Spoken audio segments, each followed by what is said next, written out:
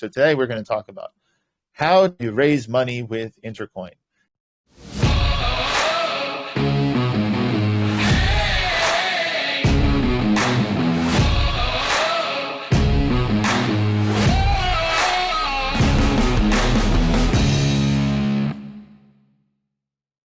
All right, so today is a kind of an interesting announcement. We're kicking off a series of weekly videos. As you know, the Intercoin show happens every Wednesday at 12 p.m. Eastern. Today, see, we have a lot of people coming, especially welcome to people from sister projects. You know who you are. In the second half, anyone's welcome to raise their hand, ask a question, come up. So today's show, as usual, is being recorded. So if you come up, you're probably going to be in our YouTube channel later on. After we record this stuff, it goes on the YouTube channel, which you can see at youtube.com/Intercoin. Everyone is here. If you haven't yet, please subscribe to the Intercoin forum, Intercoin community. It's growing. It's all web-based. It's all open source. And as you can see, a lot of the conversation after the show is happening here. Crypto is an exciting space. We know this, but we need crypto to become usable.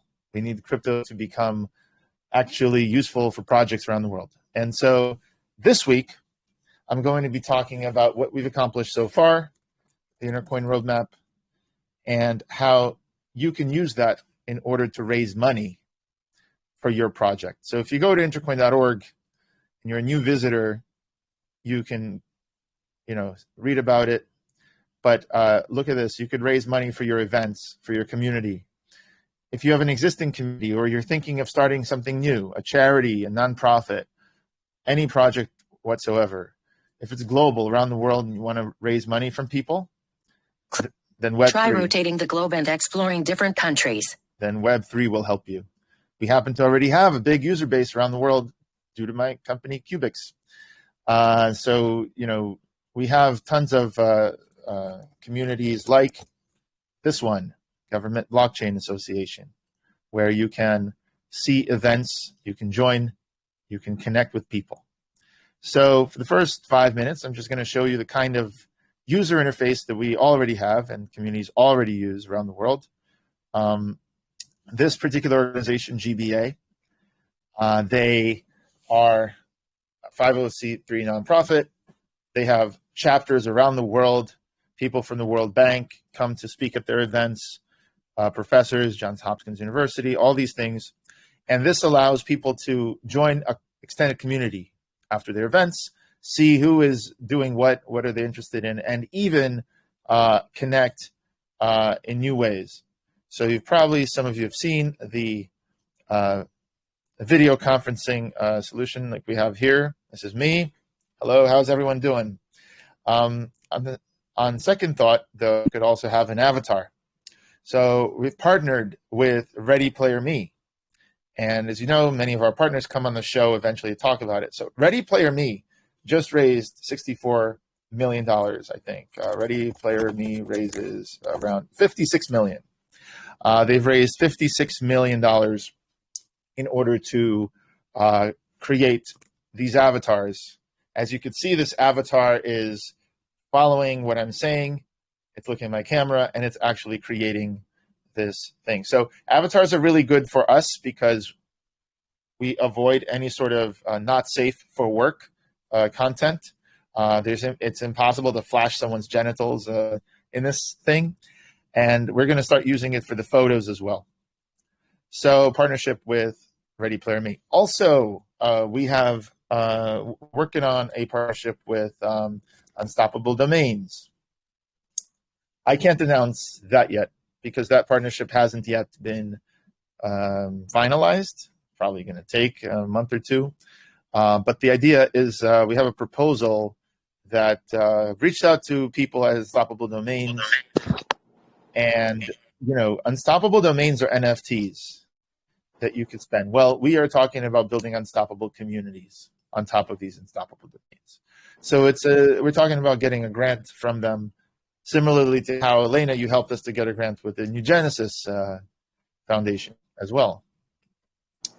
So that could be really helpful as well.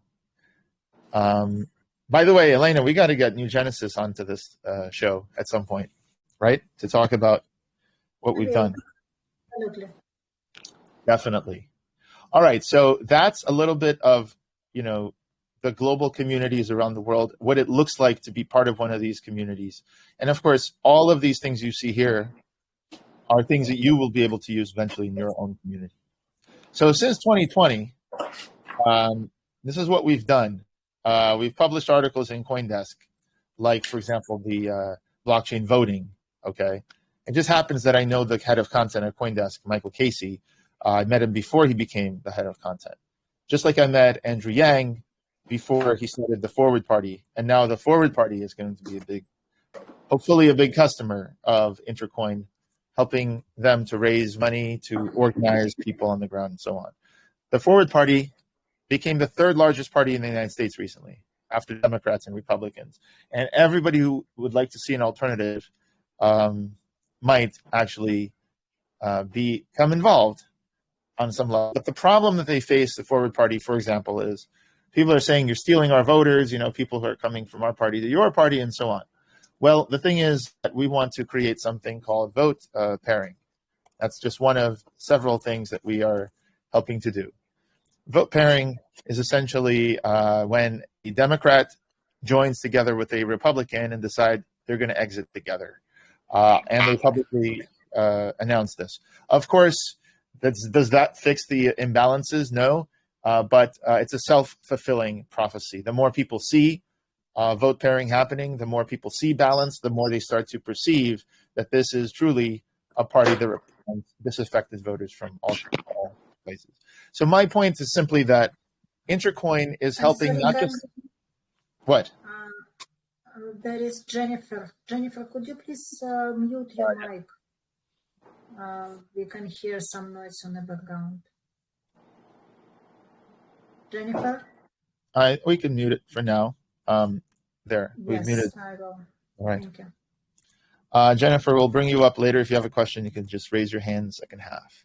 So Intercoin is being designed to eventually power both political and economic activity. So it's not just about the applications that we've been talking about here, right? We've been talking about applications in crypto space usually to swap assets, to invest in assets, and that's cool. But there's so much more we can do. On other shows, we talked about smart economies. On other shows, we talked about community DAOs. And the thing is that when you are governing a DAO, that gets into politics. So the ability to govern based on how many shares you have, or how much representation you have, or perhaps each person has exactly the same amount of representation. You have democracy. All of these things become important. And the economic and the political are, of course, tied together. So, for example, if you want to do a universal basic income, you need to make sure that each person has exactly one account. You don't want to let a person have 20 accounts. And so whenever free money is being given out, and maybe it's not free, maybe you're rewarding people for certain actions that they take, like, managing the community, bringing other people. Either way, you don't want people to have multiple accounts. And similarly for voting, when you're trying to govern a community together, you don't want necessarily to have voting. So in other shows, we're going to talk about how to manage a YouTube channel together, how to manage any sort of channel together. Because a lot of times the channel represents only the views of the owners, the owners of CNN, Ted Turner, the owners of Fox News, Rupert Murdoch, these billionaires who maybe want to push, their agenda. Post was bought by Jeff Bezos, and Twitter might be bought by Elon Musk, and Facebook is run by Mark Zuckerberg. You get the point. Certain individuals have an outsized effect on what gets reported, but other things like Wikipedia, science, open source, we've talked about this, are collaborative endeavors, and they're governed collectively. And so DAOs are a way to do that. Anyway, today, I'd like to talk about how you can raise money with Intercoin. So if you've got a project, you're watching this, and you have something that you want to raise money for, Intercoin is going to help you do that. So, like I said, Intercoin is being designed to eventually power so many other applications like contests, doing payroll in your own currency, giving out universal basic income, staking coins, right? Like a savings account, governance, and even getting statistics around how your community is performing. All of these things are on the roadmap, which you could see in intercoin.org, okay? And you can see these things we've already done. You can read about them. All of these contracts we have already put out. So what I'm here to tell you is we've actually put out a lot of these contracts already. And the one I'm going to talk about today in this series is going to go week by week and talk about contracts. How can Intercoin help you raise money?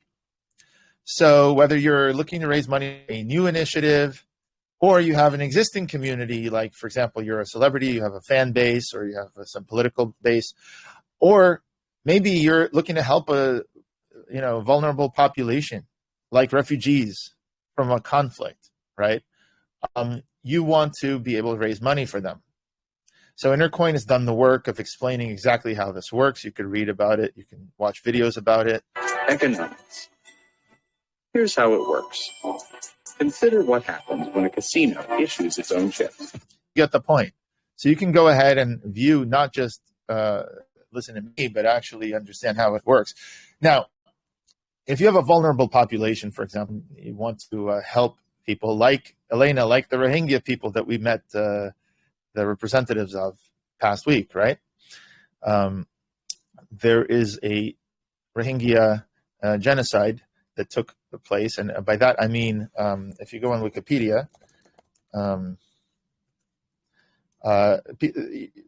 genocide is a relative word. It's hard to say how many people were killed and how many people were simply forcibly expelled, and how many people live in a stateless, statelessly right now. But this is what happens during a regional conflict.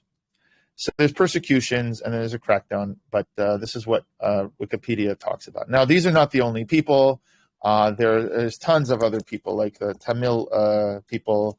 And right now in Ukraine, there is an exodus from Ukraine because of the war in Ukraine. So there's in Afghanistan and elsewhere, Yemen, Ethiopia.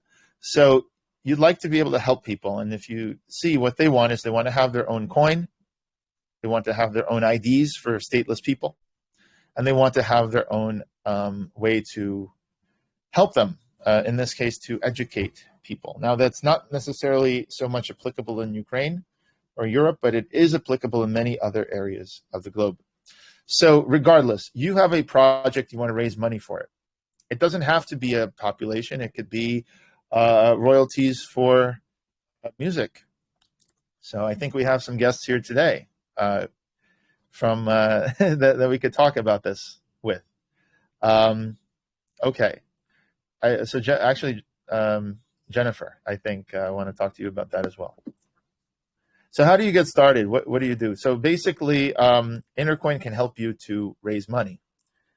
Now, it's not so easy to raise money because of regulations.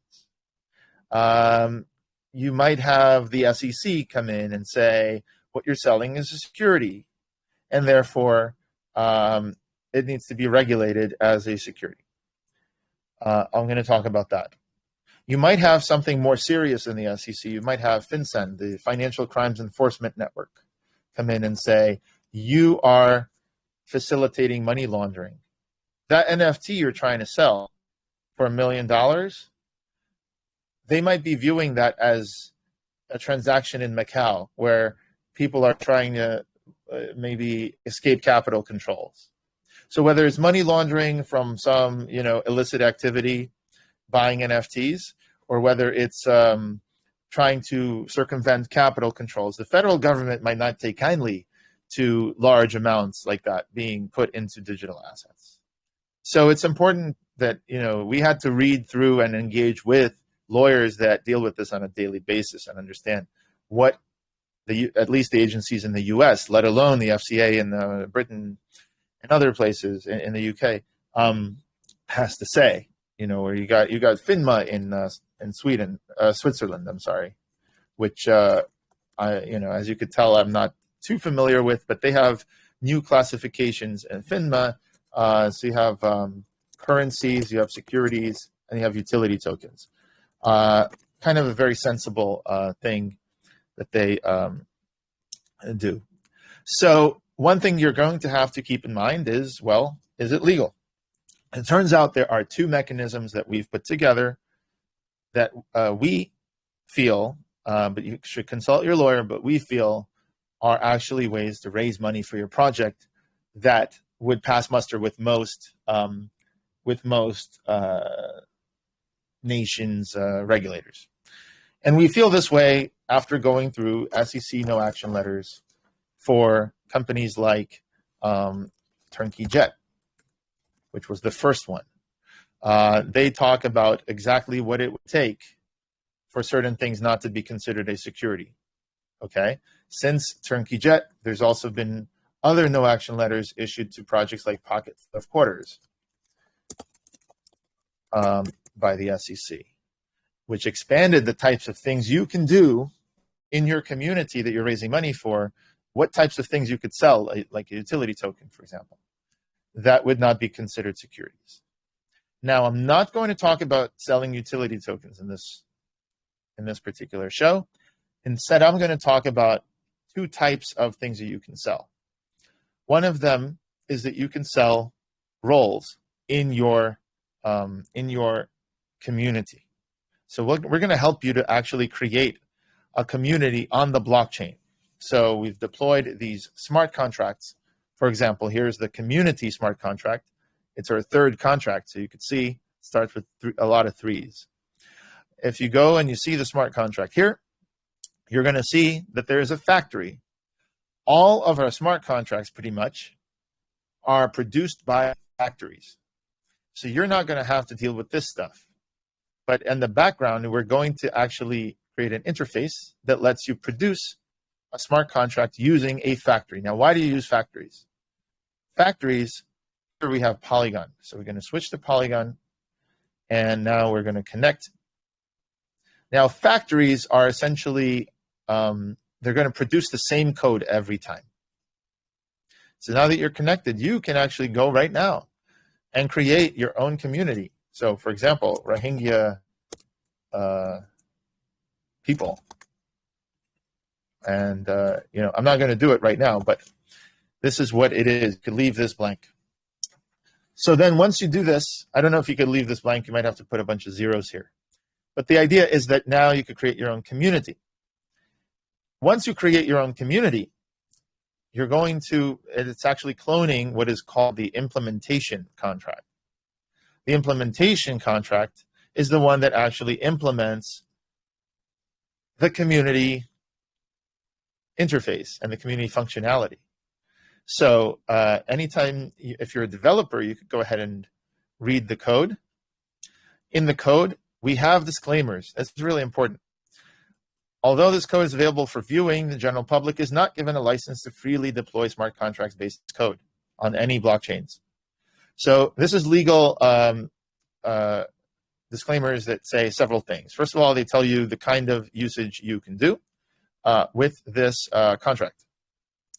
You have to interact with the official Intercoin contracts on the blockchain. The reason is because, well, first of all, if you're not interacting with the official ones, then the code could be different. And all the audits are being done of this code. This code is copyrighted by Intercoin Inc., but it's given out almost freely as long as you use this, you interact with this contract, meaning you can't just simply copy the code, put it in your own smart contract, and deploy that. Not only would that be counterproductive, it would also be dangerous because people won't trust your smart contract, and the whole point is to create a trusted set of smart contracts. There are also disclaimers and disclosures. So you got to understand that nearly any software may contain unforeseen bugs or defects due to the nature of software development. Moreover, because of the immutable nature of smart contracts, such defects will persist in the software once it's deployed. Therefore, the customer expressly acknowledges that any responsibility to obtain outside audits and analysis of any software produced by developer rests solely with customer. So just a little disclaimer here. If you're using our software, there are many things that are taken care of for you. The code is on the blockchain. You know that we can't simply abscond with your funds. There's a lot of things that you don't have to worry about, that FinCEN requires people to put up surety bonds and other things on your money transmitter. Turns out that with the blockchain, a lot of these things have been obviated. These problems have gone away. But however, the code can still contain bugs. And although we do, and this is why we're raising money, is to get a lot more audits, a lot more eyes on these smart contracts. Even so, we have to put these disclosures, including indemnification, to make sure that, none of these contracts are, bugs in these contracts. We've done the best we can, but of course, we don't give you any warranty, just like Microsoft and all these other guys. All right? So for any cause whatsoever, it shall not exceed $1,000. All right. Trademarks, link requirements. Anyone who uses our software is required to put a link over here, unless you have a special deal with us saying you don't have to. Finally, in the future, we might ask people to start spending ITR tokens in order to do certain operations. Right now, it's completely free. And what's interesting is anyone who uses the smart contracts before we put into place these things will be grandfathered into essentially perpetually being free, just like Gmail and other Google Suite. I've enjoyed Google Suite for about 10 years until they finally turned on the pricing. This will be free forever if you go ahead and use it as part of our beta testing program. So this is basically what Intercoin has. Now, if you want to go ahead and read the contract, you can. If you want to look at members, owners, all these things, you can. In another show, I'm going to talk about how people can invite other people to the community. And once we're done with the interface of intercoin.app, you can experience it for yourself. You're going to be able to invite people to the Intercoin app to watch these presentations that you see here. You're going to be able to earn credits in this thing and interact with other people. You can use these credits for things like getting So we're going to teach Intercoin. We're going to have a lot of stuff going on, and you're more than welcome to visit intercoin.app yourself.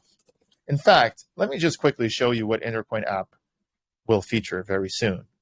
This is a course that we're going to be teaching on Intercoin, and we're training a bunch of salespeople that will go out and sell Intercoin.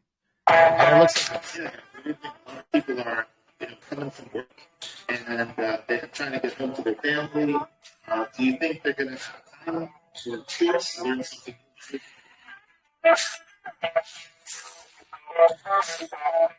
Blockchain technology, I want everyone to understand, and this is why we're doing this course, is that it's going to change every aspect of your life, and especially your business.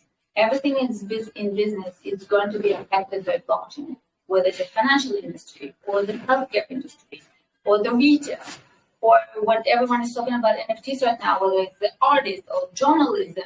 Every single thing, no matter what you do in your life, no matter what business you are at right now, I can guarantee that it will be affected by blockchain technology, one way or another. I'm Lucas Santonato, founder and CEO of Blockchain.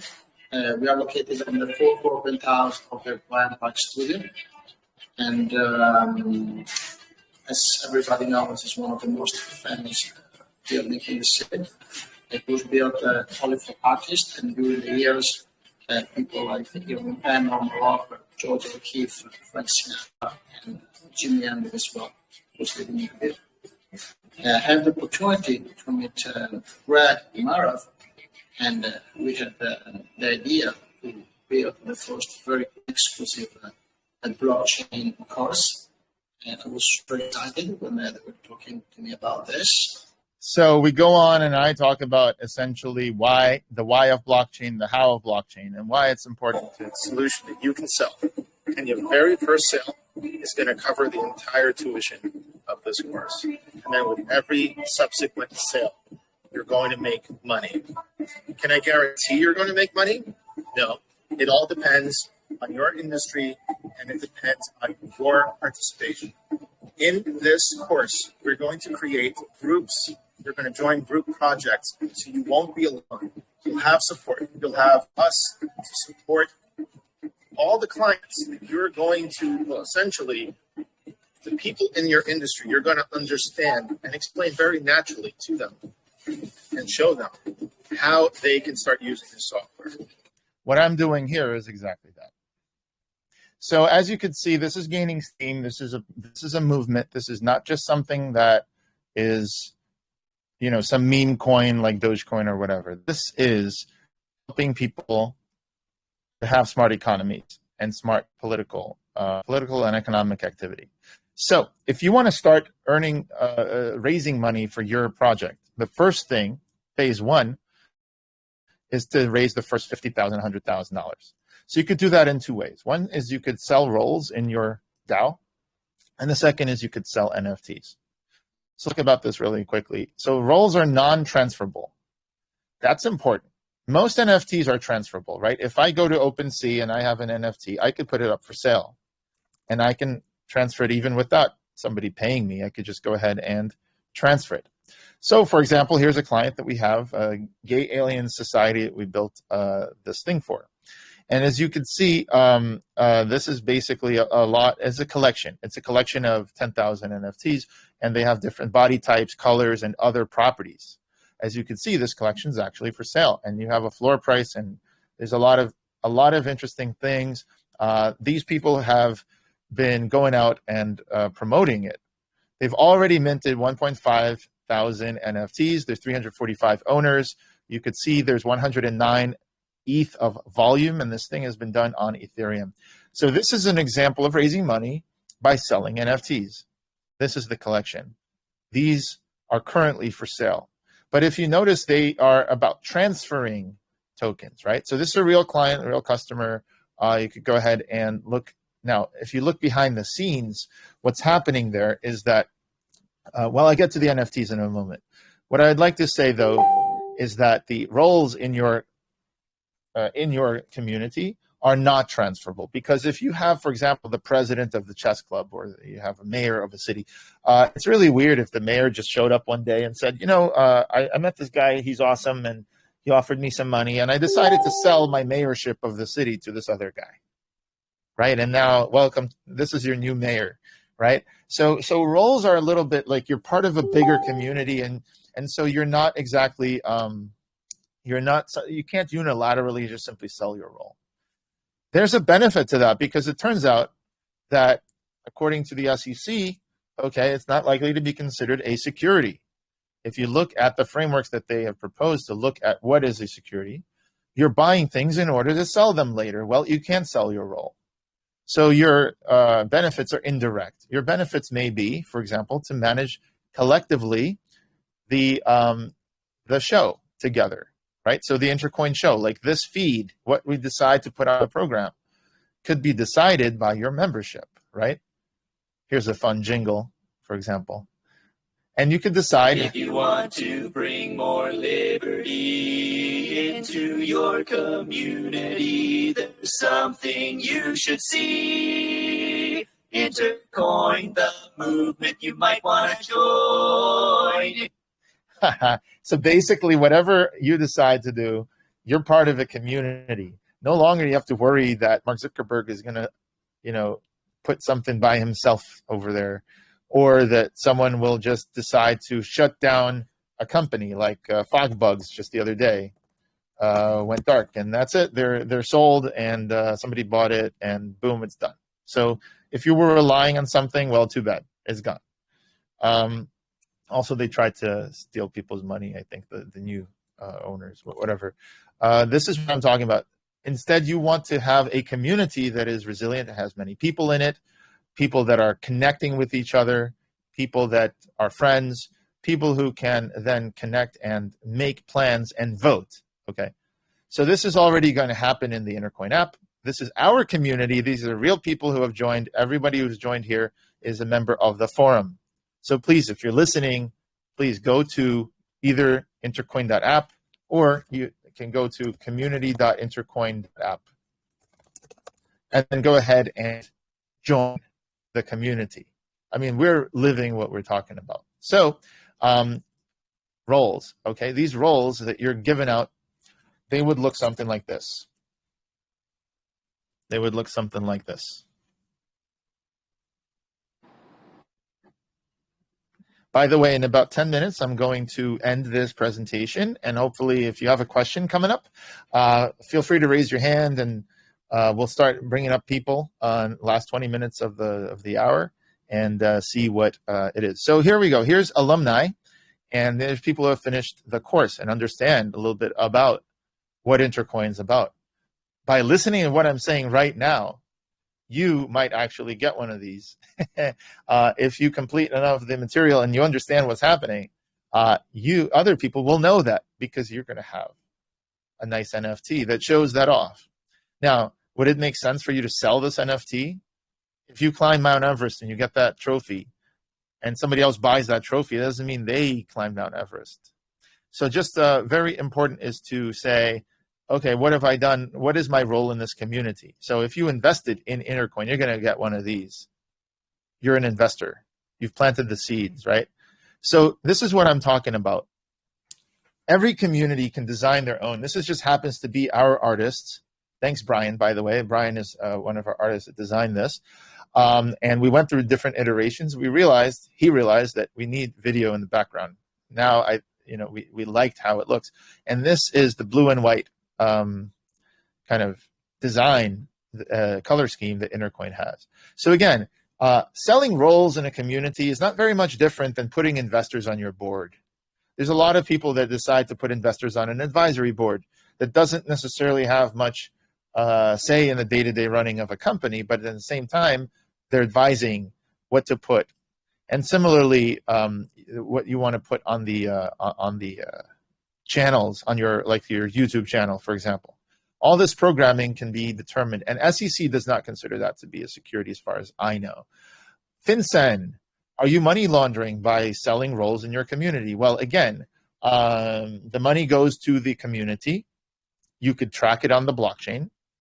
And if a terrorist decides to become a member, then you'll see that, right?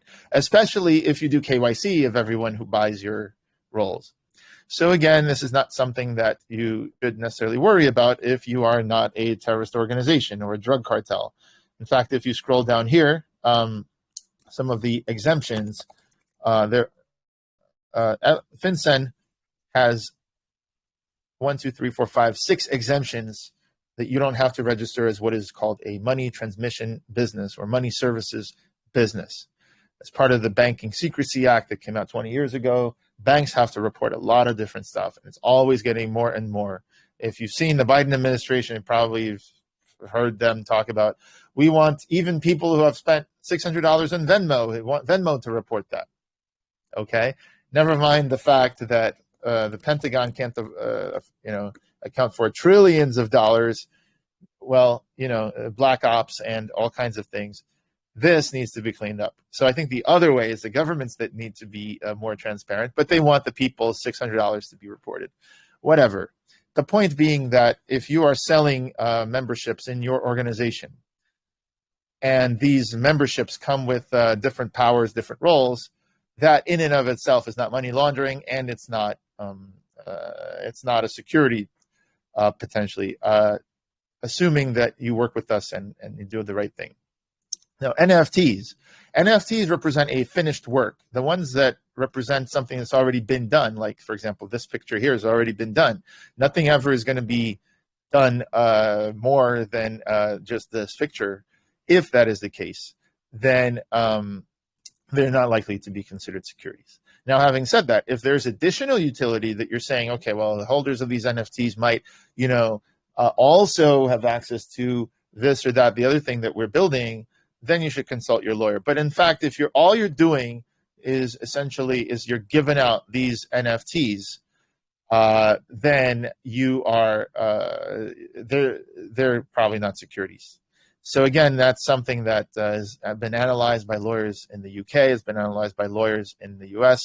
You could read these CoinDesk articles and so Having said that, again, most likely you would like to raise some money and then go ahead and actually do something with that money.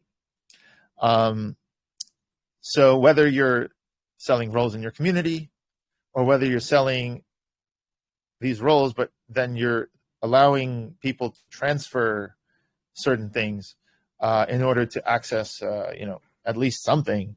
As long as people are buying it for that reason, you could raise money. As you could tell, the roles here is probably the more compelling thing for people because they do get some powers. They're just not monetary rewards directly. With NFTs, I mean, the question is, like, people might believe that the NFT in and of itself, just being, I am an early founder, I am whatever, being able to sell that may be something, right? Just that statement that they are rare and the fact that you helped initially. So let's go back to the refugee fund, for example. If you go to the refugees, these populations that need help, if you're an early person, it helped to such an extent, you're going to get what's called impact tokens and you're going to get NFTs. Okay. So your money is going to be paid out to people on the ground. But however, you can get really cool digital assets and rewards. Now, are those things going to be worth something? We don't know. It's up to the community to decide. But the idea is that you get certain nice illustrations of what you've done. And if you invited people who ended up investing, like, for example, you might be a super connector. You might be an ambassador. If you've gotten people to donate $1 million to Ukrainian refugees, I mean, you should get some recognition. So if you want to sell that, maybe that will get you some impact tokens. Maybe that will be worth something. That's how memes work, the meme tokens. So anyway, you could sell either meme NFTs or you could sell roles that actually have some power in the community. Finally, the last thing I want to say is that when you're selling these NFTs, we could help partner you up with an artist to help produce 10,000 NFTs.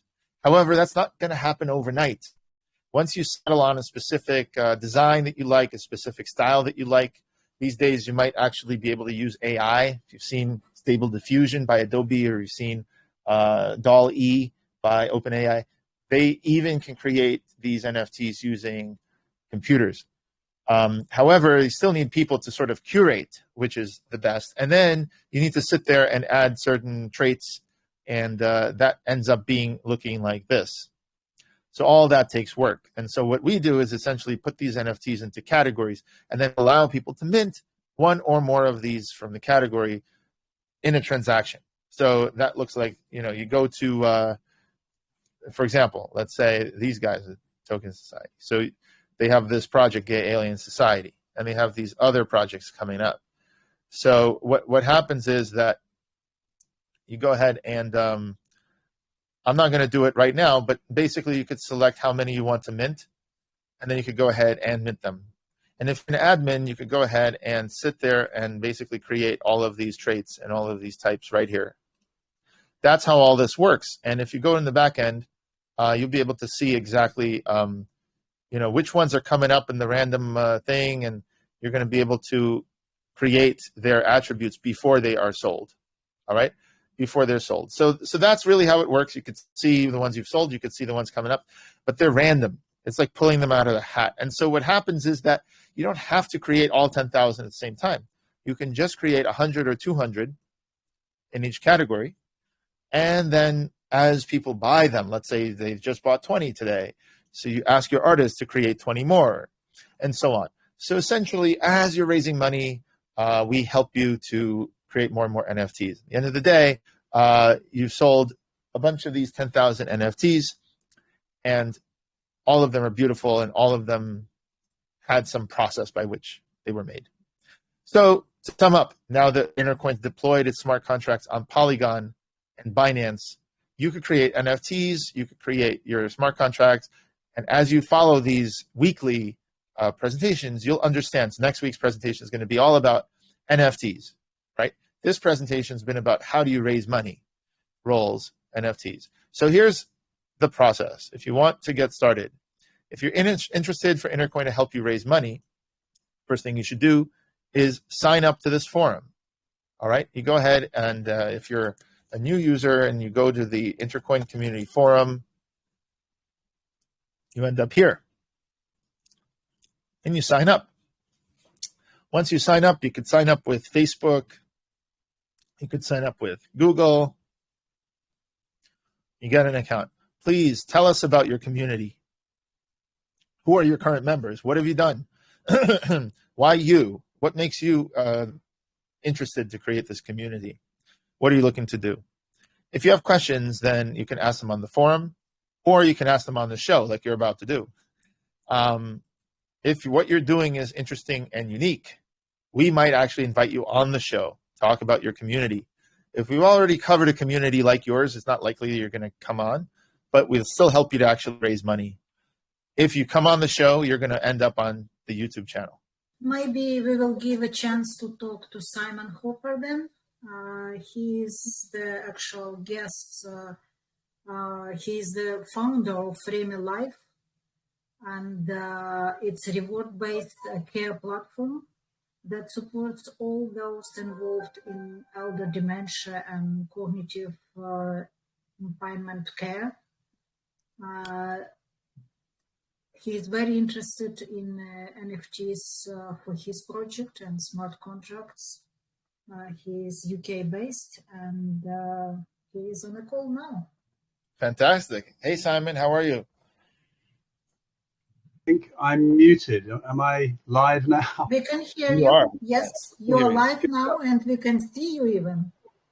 That was a great intro. Thank you very much. Eleanor, that was perfect. I'm a guy basically who's been building apps for 10 years to help those being cared for, not the care, so much the care providers, but the person being cared for and their families and family carers, as well as informal care organizations like care homes. And of course, we were doing fine. Lockdown came and the world went upside down. And I'd been interested in crypto and Bitcoin for a while. And after I kind of sobered up, after the reality of what was impacting my business had settled down, I thought, why not put a crypto layer on top of our existing apps? Why shouldn't carers and families be rewarded for using digital technology? Families are using Zoom, they're using Facebook and all sorts of digital tools, but that data and its value just disappears. So basically, Remy Life is a platform with free apps on it. And if you use those free apps to support your care, then you'll find that in your wallet, you're accumulating tokens. And those tokens can be used in our marketplace. So we have a community. We're literally just launching now, but we're raising money to decide what blockchain to then build our network on. And you've just given a very interesting talk about, what's a security and what's not a security. That's, very critical to us because we don't have a live network, but we do have tokens being collected in a wallet. So we need to find the solution now as to how those tokens that you're collecting when you use our apps get converted to an ERC20 format that can then be deployed. And as Elena said, we have an NFT strategy, which we haven't launched yet, but we have a character with a strong backstory, if you like, an avatar that is used in the care process. And we will be minting more than 10,000 because we're going to give every member a utility NFT. And that utility NFT will be tradable in some manner. And you've defined a very interesting manner here. But I guess the bottom line, I don't know how long you guys are going to let me talk for, but I'll get the pitch in straight away. Anyone who's listening, we'd love it if you went to remylife.com, which is REME, Romeo Echo Mike Echo, remylife.com. Sign up as a member and then see that magic word crypto and click on it, and you'll find yourself in our crypto website where you can see, what we're doing basically. This is an early doors website. We've built this during lockdown. We are looking to raise funds to make it more Web 3.0, obviously, but you can buy tokens now. If you click on crypto on the not there, actually everywhere but there. I need to do that. Thank you for spotting that. I need to have that button be that word be clickable, but you can go to get tokens at the top, And if you go to get tokens right at the top, you'll find yourself on a website that talks about our, see this where it says get tokens on the red button to the right a bit fire. That page is explaining to you the nature of our crypto project. But in here, which is annoyingly slow, we need to, now that we're getting traffic, do something about that. But right here now, this is also in beta design. You can, you'll have to go through and define the nature of the investor that you are. It's the FCA requirements in the UK. I don't know if we're global or just a UK audience, but once you've decided what you are. Yes, we have global audience at the moment, Simon. Okay, it's a global audience, excellent. But you can click through and buy remis directly from our website page by trading your ApeCoin or your BTC or your ETH, or you can buy in cash. How do you do that on this page right now? Well, if you click on it, if you have registered here, it's actually open today. That will take you past the registration process. So you can now, you've got a password, and you can click here, and you'll literally be on a page which will take you to bottom right. We're in round 1 now, where it's discounted 50% to the Binance launch, but you can go to Coinbase immediately and transact using Ethereum, or once you put your customer name in and your email, then you'll find yourself in a Coinbase transaction page. So let's talk about this, because I'm very fascinated by the way that you guys are raising money. Let's talk about so the Coinbase takes you to a Coinbase checkout. Well, put your customer name in, it won't hurt you. Just put in a fictional name, Mickey Mouse, if you want to, and a fictional email address, and you'll see how it works. All right. What if I go ahead and, so first of all, how did you get on the Coinbase.com platform? If you click on next. If you just click on next, all you're doing is going to Coinbase, our page, so that we receive in our wallet whatever you decide to give us. Right. So that is. So suppose that I have some. If you click on Ethereum, you'll find that you're going to, you have to open up your MetaMask, and then you'll put that link into your MetaMask. I mean, go through and put $1,000 and I'll be very happy. You'll make my day. But you can copy that link, down below where it says copy to the bottom right. Go down a bit. First, I must switch my network to Ethereum. Of course, yeah. So if you go down, cursor down, put your cursor down. Yeah. Copy that link that you see. Yeah. Which is effectively our wallet, Coinbase wallet. And then if you go back up again to your MetaMask, and then you just exactly send. And I see. Now, if you click into there, you can just send us whatever ETH you like. Now, what you were describing earlier on was fascinating, because you were seeking ways to not fall foul of the SEC's policy on tokens, on securities, and so forth. What we've adopted is the SAFT approach. I'm sure you know of SAFT. So a SAFT is a legal document, I think originally created in Wyoming or one of those wonderful parts of the world, which is such that we don't actually give you a token when you invest at the moment. What we do is give you a promise to deliver a token when our network goes live. And by doing that, what you are purchasing is a promissory note, which is not deemed to be a security.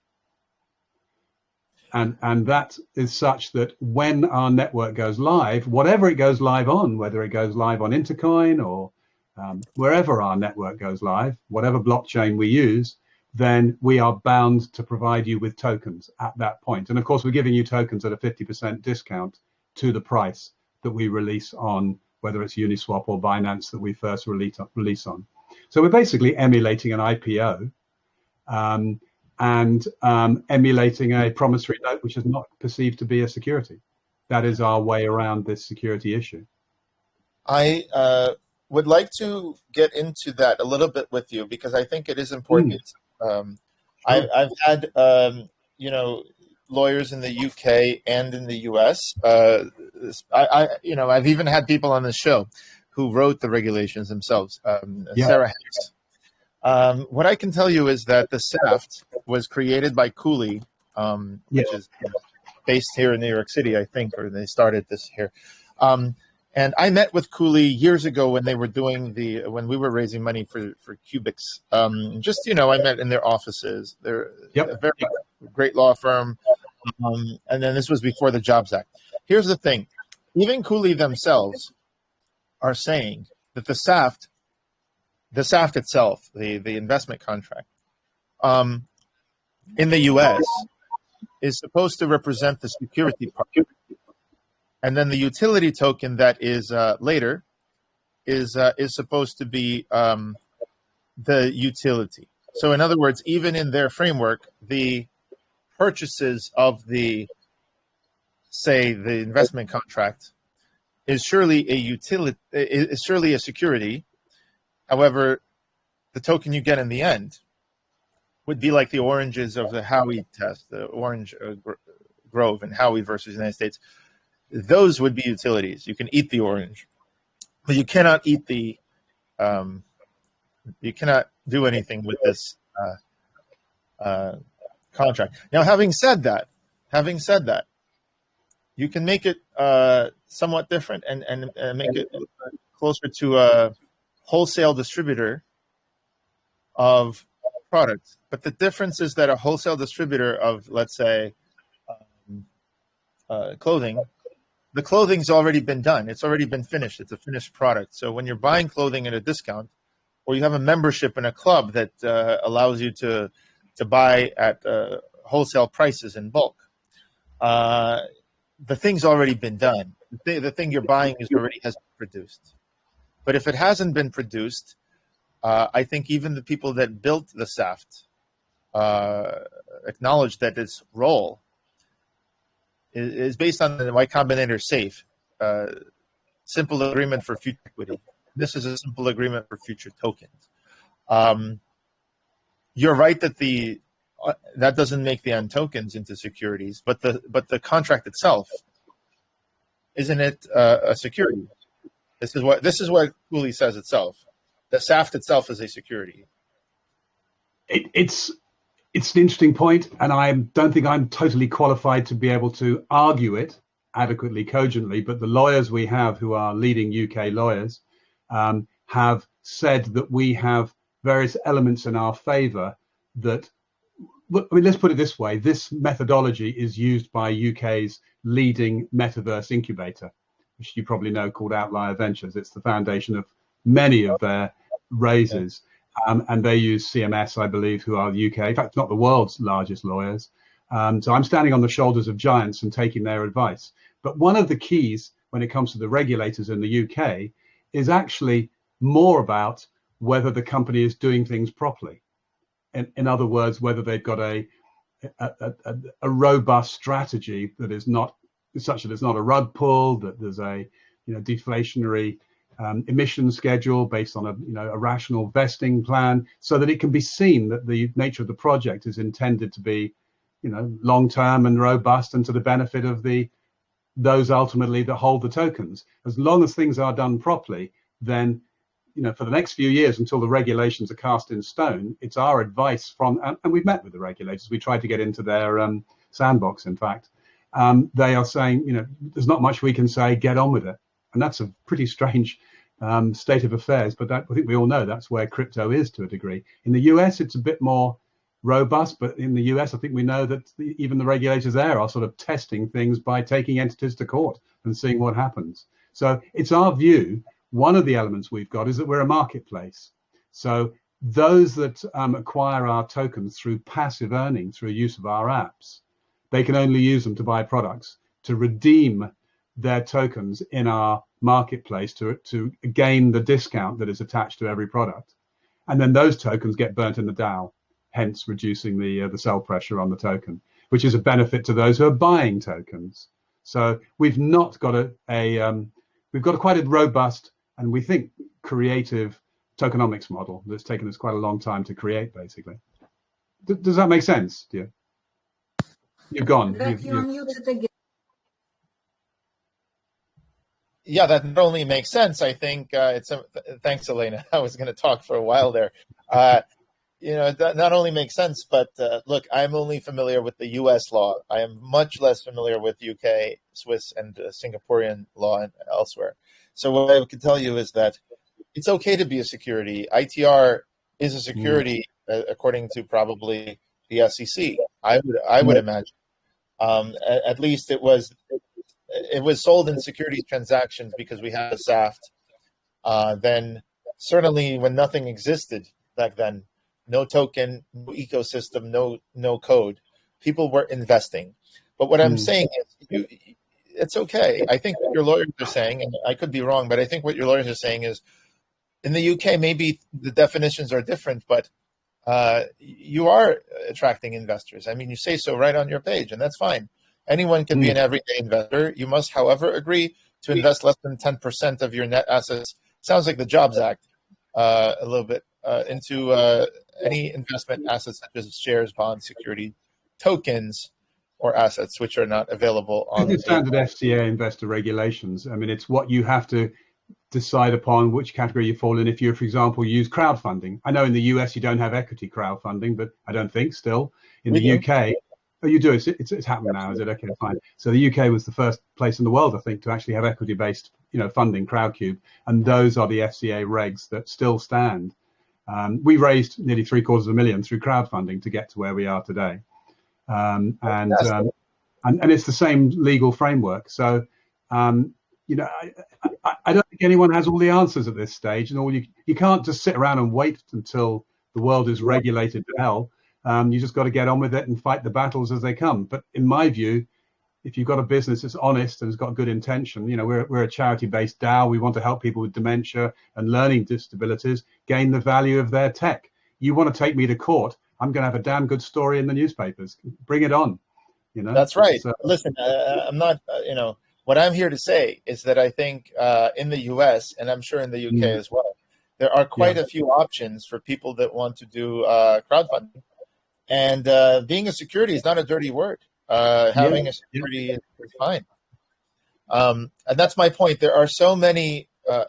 I'll just talk about the U.S. I don't want to, opine on too much on the UK situation and the FCA. But in the U.S., there are so many exemptions that you can avail yourself of from having to register with the SEC. Normally, when you do a big public offering like a S1 or a IPO, right, you go public, you are required to file a lot of things with the SEC. You're supposed to have an audit of your company, a financial audit. For these crowdfunding platforms, you only have to have a financial review if you are raising up to a certain amount. Regulation crowdfunding was part of the Jobs Act under Obama of 2014. I mean, Obama wasn't the author of it. It was the U.S. Congress. There was a Jobs Act, Jumpstart Our Business Startups Act. I don't know. They always make these names, jobs. So they go ahead and they put that out there, and they make a mandate for the SEC to come up with rules that will help startup organizations and concerns to raise money. And they have done that. And that's my whole point is part of this talk is it's not just raising the money, but which regulatory exemptions or framework can you avail yourself of? And 2 years ago, we had the utility tokens, which I'll talk on another show about utility tokens. These are fungible. You can buy any amount. Seems like you're allowing people to buy any amount on Coinbase. We were advised, we thought we had a 4 mil cap in the UK, but it turns out that because of the configuration that we are, which is actually quite hard to define, but we're not a security, basically. We don't have a cap at all. Because our token is used, our token is usable within our ecosystem for a very definable purpose. A lot of ICOs, unfortunately, or however you want to look at it, the purpose of the token was purely to raise funds. And that was it. I mean, it didn't have a true sort of utility. Many tokens didn't have a true utility other than raising money. And whereas for us, you can use our token in the marketplace. We'll take a small gas fee for the transaction. We've got many purposes for the token. So therefore, that liberates us, I'm told by our lawyers, from that constraint. So anyone can invest anything, yes. So let me just ask about the mechanics and the platforms on which you're raising. How did you get Coinbase to put this logo and to create this page, H94V and so on? Can you talk a little bit about what was the process to get onto here? It's very simple. You just have to become a member of Coinbase, and then you join Coinbase Commercial via Coinbase Professional, and then you can sell whatever you like on your. So basically, we're selling a product in there, in effectively in their eyes. The token is a product or a service. Take your pick, and that's what it is, because it's not a security. And we in the UK, I agree. If we were in the US, it would maybe they'd look at it more thoroughly. But here, we're just selling effectively a convertible loan note, which is perceived to be a product or a service. Fair enough. In the UK, maybe the case.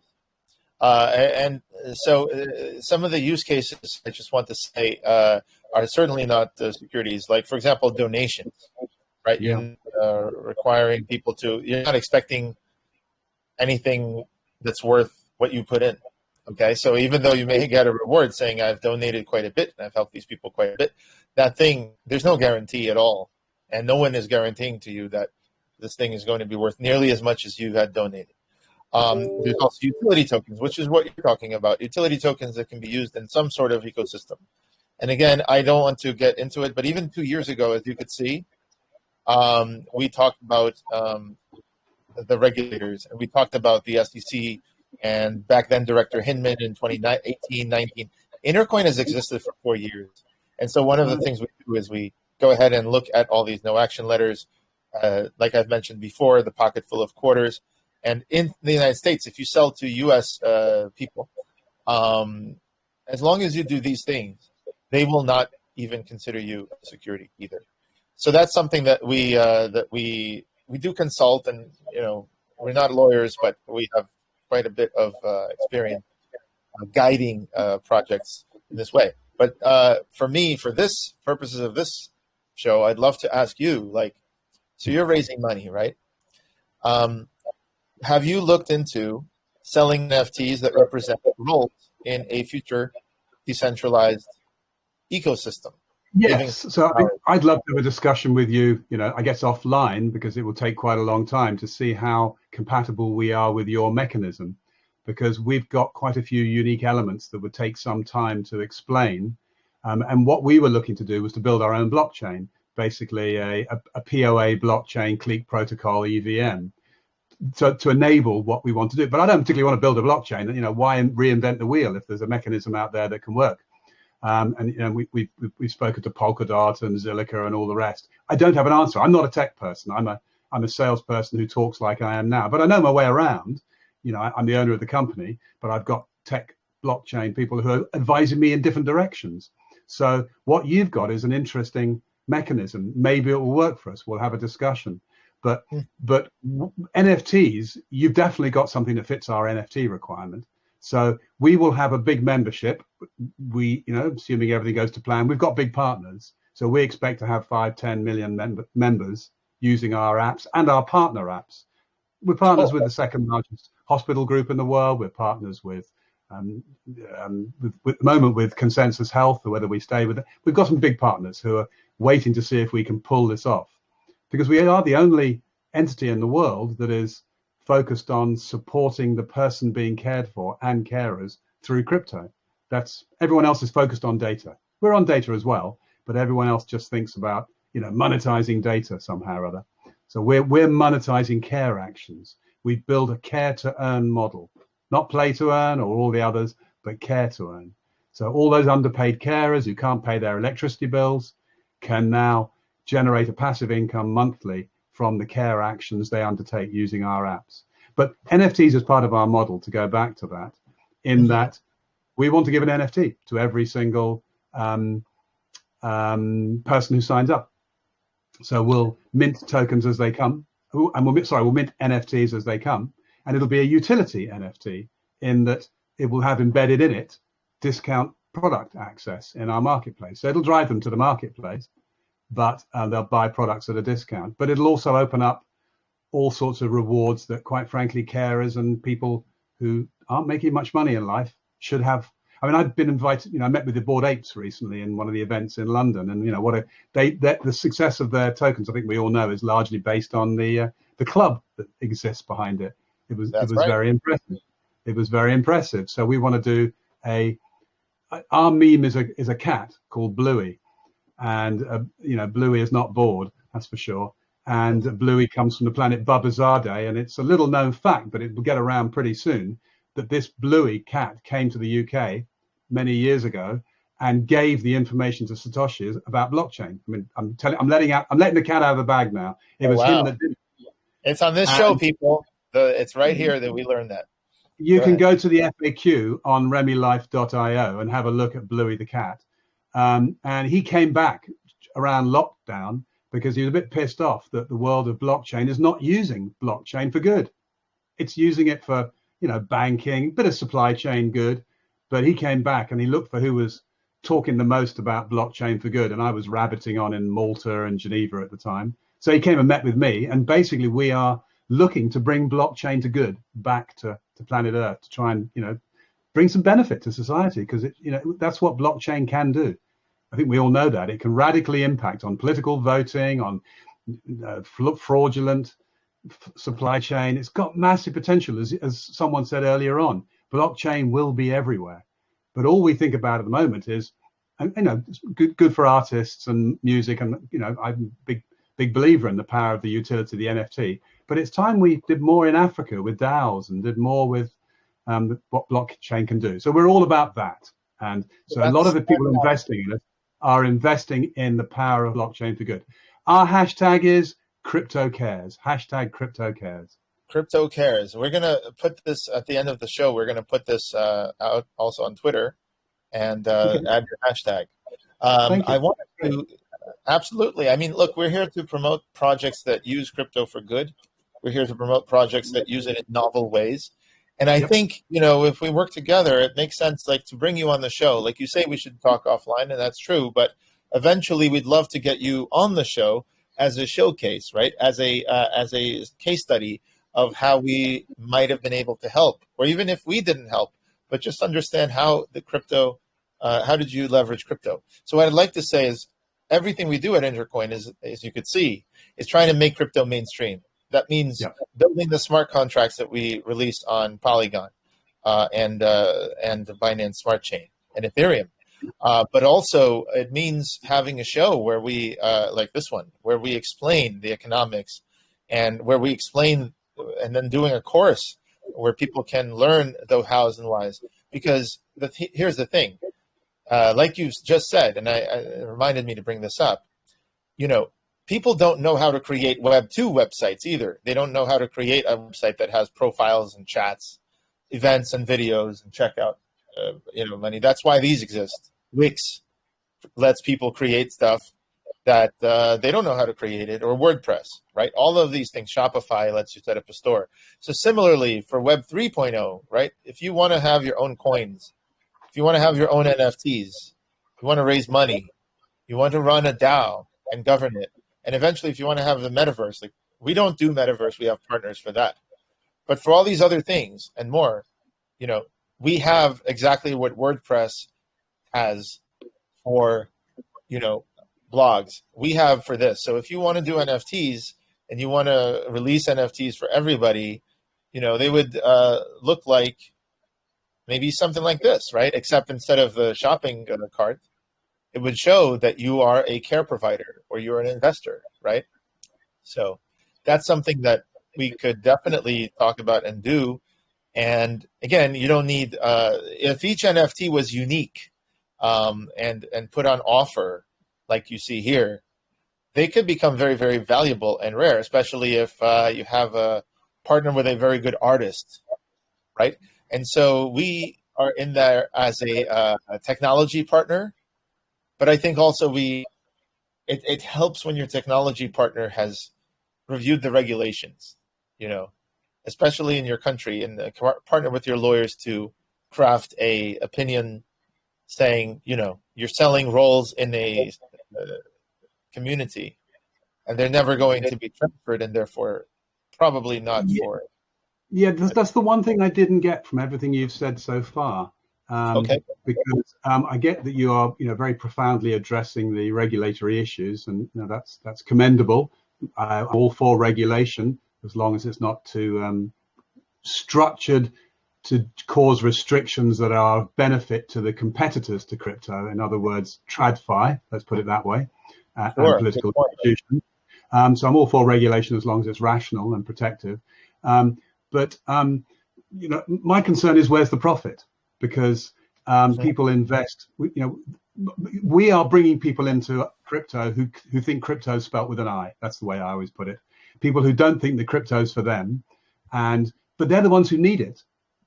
People with we finished our pilot 6 weeks ago. We bought 15 kids with autism who were going on government post-school courses to learn shelf stacking. And we brought them in and taught them blockchain, crypto, how to monetize your network, how to gain a revenue from sharing in online retailing. And basically, they've earned passive income that's 3 times universal credit. That's quite exciting. So they will earn revenue monthly from a passive income model that is part of our system. But investors want to see that token go up in value. So you've mentioned methods for avoiding security branding, should we put it that way? How do they make money? Show me the money, as your film goes. Exactly. No, it's a fantastic point. Look, just because these methods, I get the NFT model. I'm sorry, the NFT model is straightforward and very rational. But the selling your roles, how does that generate money? Or maybe it's not meant to. I don't know. It's not, well, the roles are not meant to be transferable, but the NFTs are. All I've said is that there are 2 types. The roles are not meant to be transferred.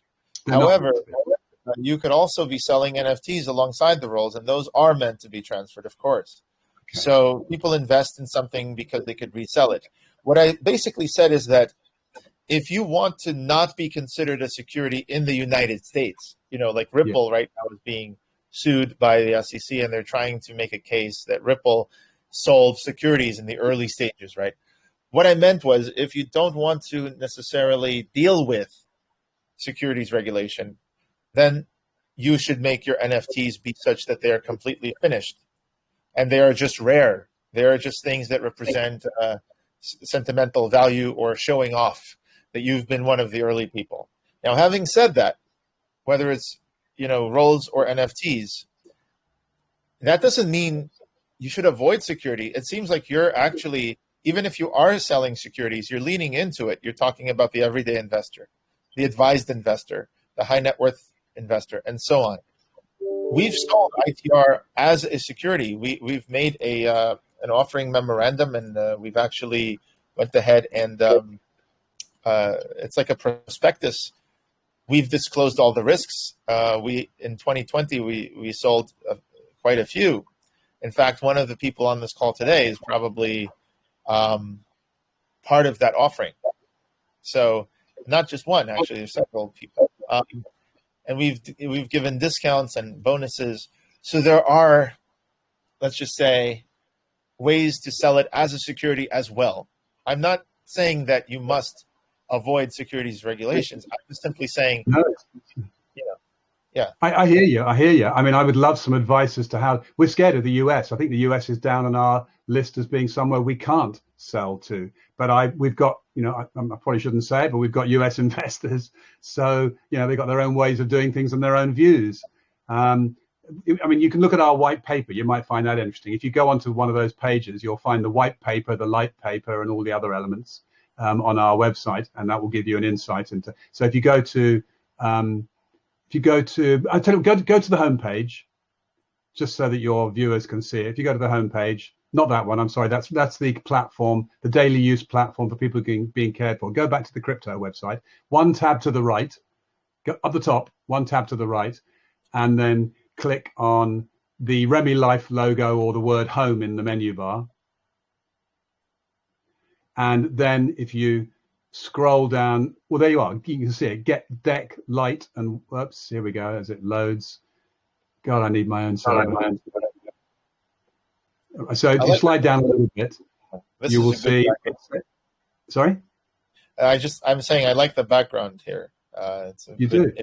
Good. Yeah. I'm pleased to hear.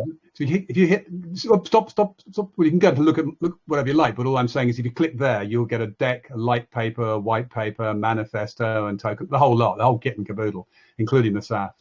So it's a good place to get a look at the business if you want to. We're top heavy in content for two reasons, and number one, the regulators, because we're showing everything, and number two, sizable investors, and we have a lot of VC interest now, really do want belt and braces. So it's all, we're very transparent. If there are any heavy duty investors out there, pretty much everything is up there for being on view. It's a very interesting conversation. The NFTs interest me a lot because we didn't expect to involve the NFT side of things, but we are creating something that I don't think it's a new term. I love creating new terms. We're creating something called the long tail NFT.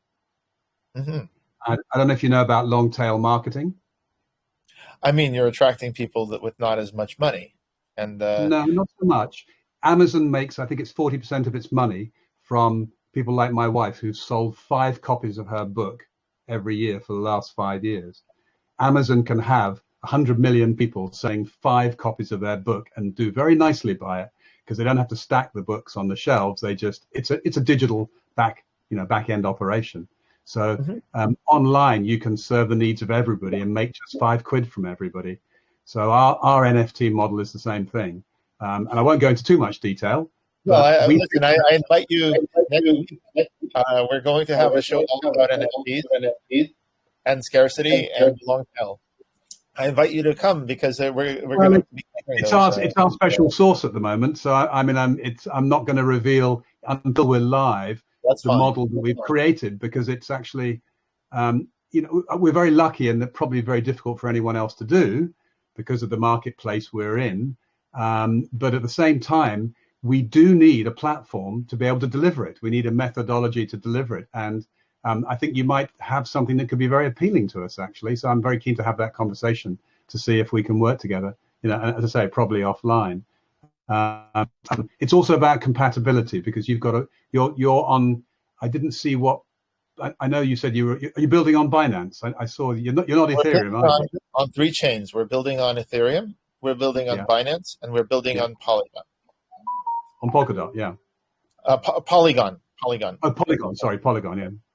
So for the viewers who are watching, I wanted to mention a few things, and afterwards, feel free to jump in. And by the way, if anyone else has any questions, I want to be able to address those as well. So there are multiple chains around the world that support the EVM. Of course, the most well-known is Ethereum mainnet itself. Then there's also Polygon, which in the last year or two have really gone up a lot. I think 2019, 2020, they had a massive rise, and then they've done the work. They've gotten them support from all the wallets like MetaMask and Trust Wallet. And then, of course, there's Binance that owns Trust Wallet. And Binance has been the king of meme coins and many other things with PancakeSwap. So we support those 3. Anywhere you'd like to put your NFT, you could put them on Ethereum like these guys did right here. But you could also put them on Polygon, and you could have a token on Binance Smart Chain like we're about to do with Intercoin token. So I'll talk about another time. So basically here we've got, I want to tell everyone how it works. In case you want to engage our services, here's what typically happens. There are 2 phases. In the first phase, we simply help you to raise money. We can help you to raise money with NFTs, and we could also help you raise money with non-transferable roles if that's something that you are interested to do as well. So the first thing is people need to sign up. Like, have you signed up yet on the community forum? Have you created an account yet? Are you asking me, Simon? Yeah. Yes, Simon. Yeah. No, I haven't. I've got there, but the phone's wrong every time. And I also wanted to talk more to understand what you had. Elena told me a lot, but we've been wedded to the idea of building our own blockchain because we've got some other elements, such as a charity launch pad that requires node ownership and complex staking and validation. But from what you're saying, if we have an EVM blockchain, there's no reason why we can't work with you on the NFT front anyway. They're completely compatible. That's exactly right. And going to early next year, we're going to start supporting private blockchains. So if you can hold off, maybe you need a private blockchain that's permissioned, but there are many providers. There's blockchain as a service from Amazon. There's so many different things. What we're here to do is build the software. And we've released the software, as I said. It's freely available on the blockchain, but what we're doing now is creating the interfaces for regular users to use. Because it's not enough just for you to know how to use it. We also need to create interfaces that are user-friendly for your members, right? That's the whole point. You don't want the interface to look like this, like Etherscan and MetaMask. What you want is for the interface to start looking nice and beautiful, and integrate it into your site. So in a sense, what we're doing is like Apple did with computers, right? Instead of having a DOS program that is text-based, we created a graphical user interface. I should say Apple created it. And that's what caused the revolution and why people are happy to use windows and menus and buttons. So just really quickly, here's what you can do in order to engage Intercoin. Join the forum, right? A lot of what you say and understand what we do, read the forum. There's a lot of information there, number one. Of course, we can schedule a private conversation. It's very easy. Just go to intercoin.org. If you want to schedule something private, you go to intercoin.org and you put in your email over here. Let's help raise money for your community. And you go ahead and click this and just schedule a time on our Calendly. We will reach out to you and, we could have a conversation about that. We're very big fans of public conversations. Of course, there's things that are private, like you said. Here, you would set up your full name. There could be a group discount code. Ultimately, though, working with us involves buying our ITR token in order to turn around and use it to pay for our services, right? So why the roundabout way? Why not simply pay us directly? A couple of reasons. One is that we have clients all over the world. We have clients in the UK. We might have clients in China soon and so on. The banking system is currently the way that, money is transferred with wire transfers and so on. A bigger reason, though, is that a lot of our investors hold ITR. A lot of our investors are waiting for demand for that token to come. They've bought the token, but you need people to come and buy after them. So you could tell probably that I'm not a huge fan of having fair weather friends or fly-by-night traders, pumpers and dumpers who buy your token and then sell it the next day, right? Who cares if you have this nice spike? Okay, that just causes people to realize that there is a lot of instability in your token price. What I'd rather have is customers who come and they buy, and then they go and stake the token for 2 years. So the way it works essentially is you join the forum, you tell us about your community by posting on the forum what you can reveal. And then if you like, you can come on the show. Now, if, like you said, like we are probably going to bring you on as a specific guest, just go ahead and talk about your community if we start working with you. And then our community is going to find out about what you do. And other people like Max Token that came today, their communities might find out and might want to invest in your token. Now, here's the thing. If you want to raise money and not wait, because there's a lot of people that want us to make tokens. There's a forward party. We also make apps for you. If you want to jump the line, what you do is you basically go ahead and you buy the ITR token now. Okay, so let's say you buy $500 of it or $1,000 of it. You're going to be prioritized. So when we have availability to work on a project, we actually look at that and we say, okay, the next person is going to be the person that put the most, that bought the most ITR. And so what you do is you buy and stake. Currently, you have to do it manually, but starting in a couple of weeks from now, you're going to be able to visit intercoin.app and do it right from the app. The more you buy, the longer you stake, the more rewards you get. You're going to get utility tokens, which are usable for our smart contracts and our own goods and services. So as we go ahead and increase capacity as we serve more customers, those utility tokens will be the way that we accept payment for our services. So basically the answer is get involved, tell us about your community. We either decide to pick and work with your community because it's interesting and we'd like to have a project that helps a lot of people in hospitals around the world, or we do it because, well, you essentially bribed us with saying, okay, well, I'll buy your token because we want you to focus on us first. So we have those two groups, the interesting projects with a lot of potential, and the projects that say, look, we will pay you, just prioritize us. And so when we go ahead, when we choose to work with you, basically you just buy and stake more tokens. And one thing you could do is you could reach out to the investors who already have Intercoin. And you go ahead and you just simply email them and say, hey, I see you have 2.5 million Intercoins. I'd like to buy 3,000 of them because I'm looking to do this and that. So those are the ways that you can get involved. And this is more for the benefit of the people listening. If you have a project you want to raise money, this is the way that we accept payment. Is just go ahead, buy the Intercoin tokens, and that's how we get engaged. Before you shut me down, you give me a lot of time. I'm very grateful for it. I'm going to make one plea quickly to the UK listeners, because as you probably heard, we're all about social impact and, have a political ethos with regard to the way society is.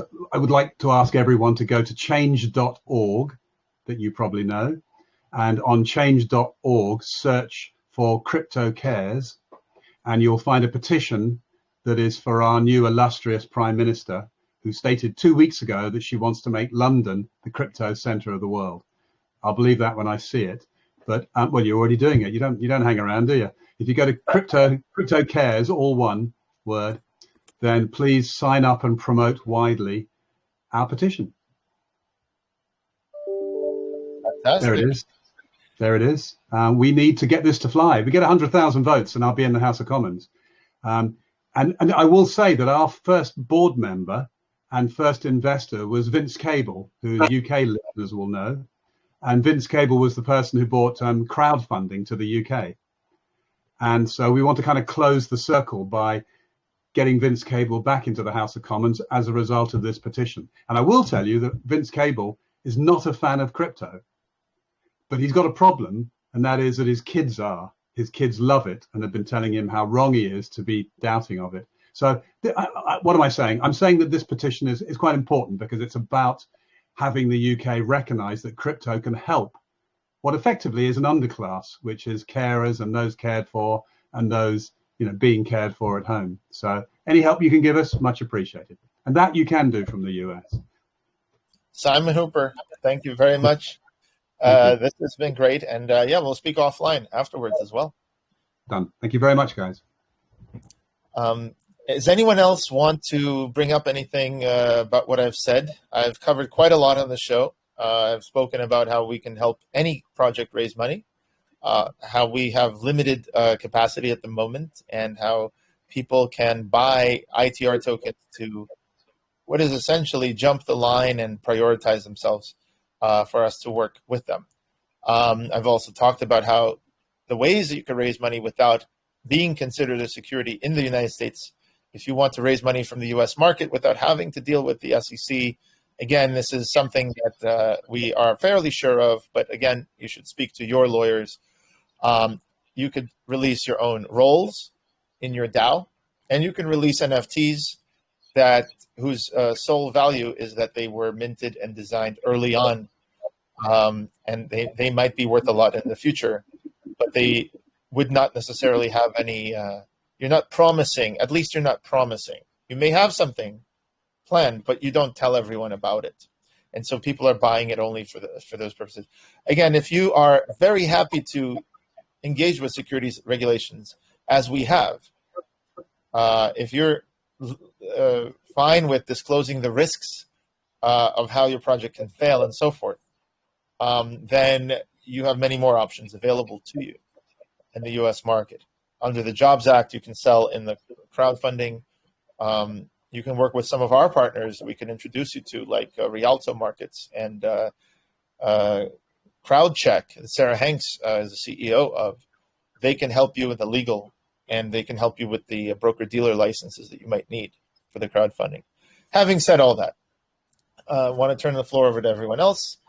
We have a bit of time. If you have any questions, and also, Jacob, if you fix the microphone, I'd love for you to sort of tell everyone about the YouTube as well. Yeah. Everyone can hear me now? Yep. Hello? You can hear me, right? Yes, we can. Now we can. Nice. Sorry, my microphone was not working earlier, that's why. So, just for everyone who doesn't know, my name is Jacob. Sorry, I have a cold. My name is Jacob Mwangi. I'm the video editor, content creator for Intercoin. So each and every week we put videos up there on YouTube, just for our viewers to go through them, see what you've been doing, see our portfolio, see our shows. Every week we have videos on our YouTube channel. So even for our guests, like today we had Simon Hooper who came on the show. We'll get a segment for your clip where you talked about your project and everything, and we'll give you that clip and we'll be able to share it with the audience. So we usually do that to each and every guest that we have. We have a special segment for you. We cut it for you. We put it on our YouTube show and also give you the link to share it with the audience. So that's what we've been doing mostly on YouTube, getting to people to learn about what you're doing, getting people to come and learn about Intercoin, learn about what is happening out there about blockchain and NFTs. That's what we've been doing. We're also doing a special segment.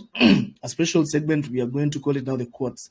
So the quotes are going to be like the people we've been having on our shows, just a small segment, what they've done, what they've achieved, and something they've been doing all through along on their career on NFTs and blockchain.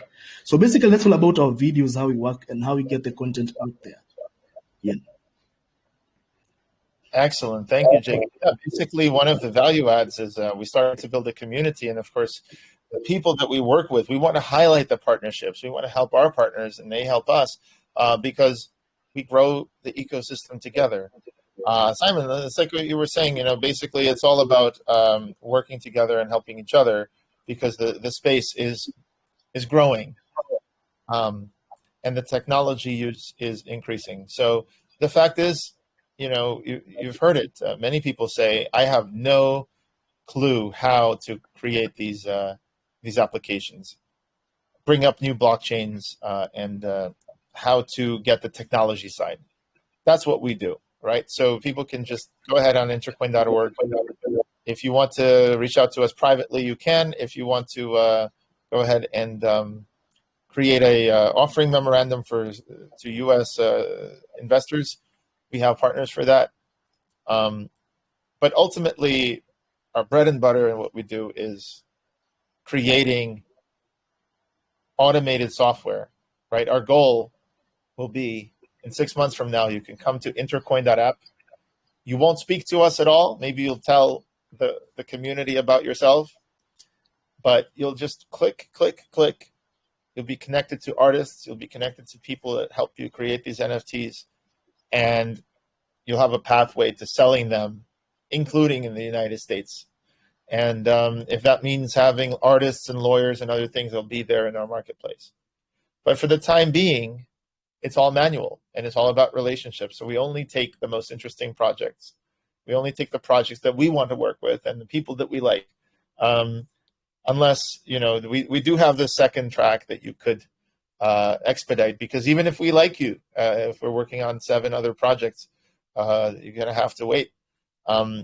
What this money does is it helps us to spin up another team member that we can then start to get up to speed of what we do. Our team is very diverse.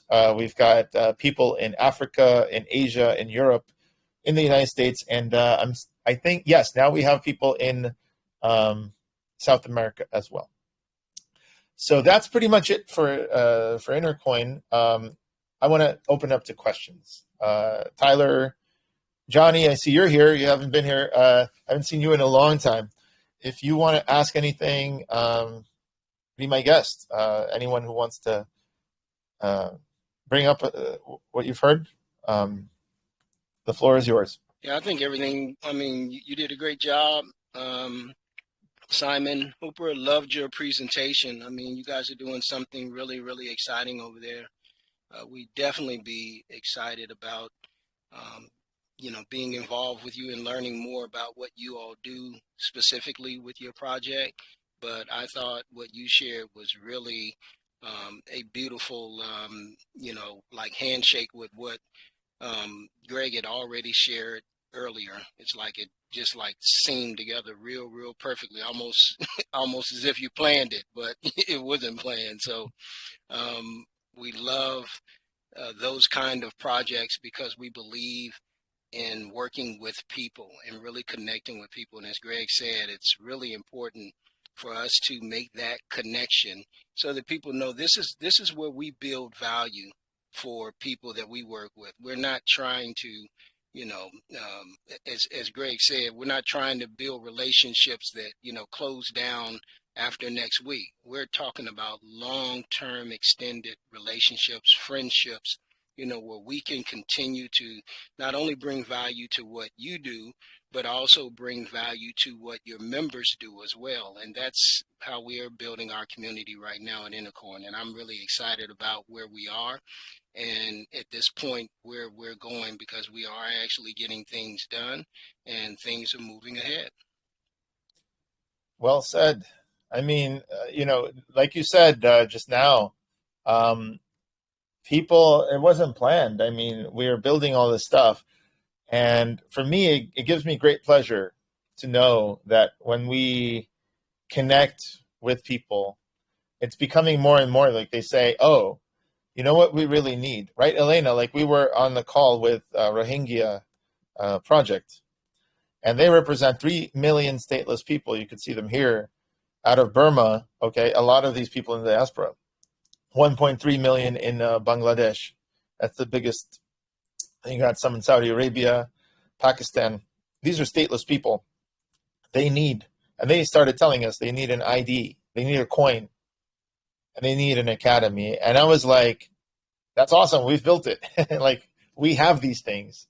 And so to me, it's not only about the money even, it's the impact that we can make around the world. So the communities that we tend to select in the beginning are the ones that we could go together to the news organizations and have a good PR, blitz on their side, on our side. Like Simon, if we work together, right, one of the things is we could then announce it, right? And you could say, look, now we have these NFTs and this is our new platform that we could be using for, for this. So that to us is very, very important. Facebook didn't make any revenue. Look at Twitter, didn't make any revenues. It was worth $100 million by the time it made its first ad revenue, I think. So people understand if you're getting large user bases and you're making an impact, they understand that the monetization will come. And if you look at the monetization that we have for my other company, which is qbix, the monetization around the world isn't always uniform. We have users around the world now. So we could start rolling out to them once we are ready, which will be pretty soon at this point. But if you look at the sales and then you look at by country over here, I'm going to zoom in. Can everybody see this? My screen here? Yes. Look at what it says here. These are the countries, right? So last month we've had 37,000 downloads approximately. The United States accounts for 8,000 downloads, and this is just one app. So net revenue was about $2,000 from 8,000 people. So 25 cents per person. If you look at Indonesia, which is the second largest for some reason, we had 7,000 downloads, but only $8. Okay, so if you look, Brazil, basically what's interesting is like a country like Germany, you have more. You have 10 cents per user. Indonesia is something like, they just get the free version. So the point is, around the world, it's not equal. Okay, you've got all of these different things. So that's another interesting thing is impact versus amount of money you make. At the end of the day, both are important. For the investors, of course, it's important that we get people in wealthy countries, organizations in wealthy countries to buy ITR. But for the other billions of people out there, eventually, it's important that Intercoin can come and help them in their communities. So I just wanted to leave it on that note and say that I think Intercoin is both about making a profit for the ITR investors, as well as making an impact on the world for everyone else. So perhaps by getting one of these investor tokens, right? By you're going to get, like, if you invested in Intercoin, whether it's equity or whether it's tokens, you're getting one of these. And guess what? This is a roll. This is not transferable. However, we're looking at making a very nice NFT collection, which is transferable. And you can only get by being an early customer, an early investor, an early partner of Intercoin. So everyone who's listening now, like I said before, like, sign up on the forum. People talk about giveaways. We're going to start doing giveaways once we have, the utility token, once we have the NFTs. So next few months is going to be very interesting. As you come on the show, keep coming. You're going to start getting giveaways. Investors, you don't need to come because you already have a ton of tokens. However, all of these things are valuable in and of themselves. So coming to the event, you're going to understand all the stuff that we've built. And knowledge is power. I mean, it might actually be more valuable than the Intercoin utility tokens, is knowing how it can be used, because then you could go out and sell it. And we're going to have a course. We're going to have the Intercoin University course, which, like I said, you could go to intercoin.app. You could see right now the course being put together. You could see the course here that we are putting together. It's not a cheap course. We're getting high net worth individuals in Manhattan as our first cohort. Cohort. But this is what it looks like. Actually, I'm signed in as an editor, but this is what it looks like. And it's coming together. The video, this is the instructor course. This is myself, venue organizer. So as you come to this online show, you're learning without having to take the course. You're understanding what Intercoin's about. So just going to say welcome to the community. And when you have a chance, just sign up. And hopefully after this, if you have any questions and you weren't able to come up, simply go to communityintercoin.org, sign up, and Jeremiah, Elena, Tyler, everybody.